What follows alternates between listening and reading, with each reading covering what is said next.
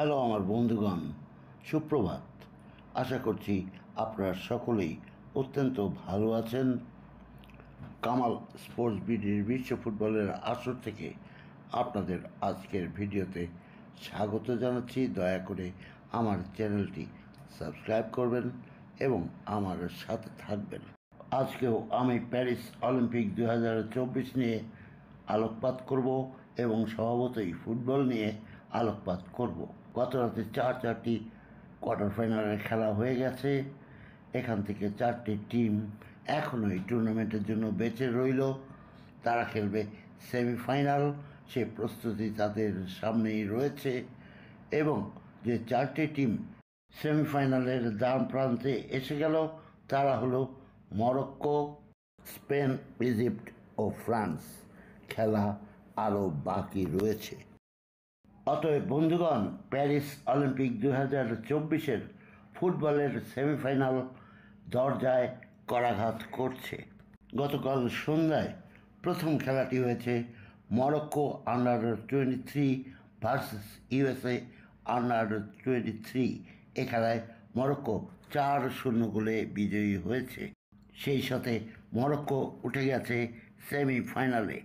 এরপরে রাত 9টায় কোয়ার্টার ফাইনালের অন্য খেলাটি ছিল জাপান বনাম স্পেন।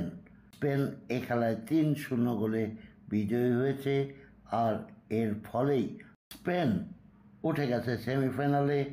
এবার তারা মুখোমুখি হবে প্যারিস অলিম্পিক 2024 প্রথম সেমিফাইনালে মরক্কোর বিপক্ষে। গতরাতে তৃতীয় সেমিফাইনালটি হয়েছিল ইজিপ্ট ও প্যারাগুয়ের মধ্যে। এটি একটি হাই টেনশন ম্যাচ ছিল। শেষ পর্যন্ত এক্সট্রা টাইমে 1-1 গোলে ড্র থাকলে পেনাল্টি শুট আউট হয়। ইজিপ্ট 5টি গোল করে, প্যারাগুয়ে করে 4টি গোল। ফলে ইজিপ্ট জিতে যায়, উঠে যায় সেমিফাইনালে। অবশেষে রাত 1টায় ফ্রান্স বনাম আর্জেন্টিনার খেলাটি হয়। এই খেলায় ফ্রান্স 1-0 গোলে বিজয়ী হয়। এটি ছিল একটি হাই টেনশন ম্যাচ। মাঠে ছিল ফ্রান্সের 100% সাপোর্টার।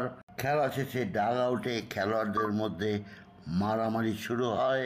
পুলিশ মাঠে প্রবেশ করে।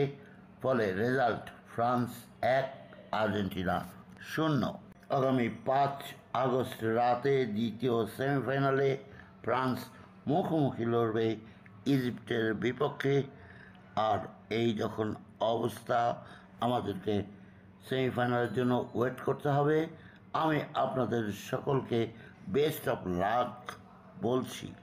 আপনাদের মাঝে যারা অবসর নিয়ে সমস্যায় পড়েন, যারা গল্প শুনতে ভালোবাসেন, তারা আমার দ্বিতীয় চ্যানেল কামালের বিবিধ, যেখানে বাছাই করা গল্প প্রদান করা হয়ে থাকে, প্রতি শুক্রবার সকাল 11টায় পাবেন।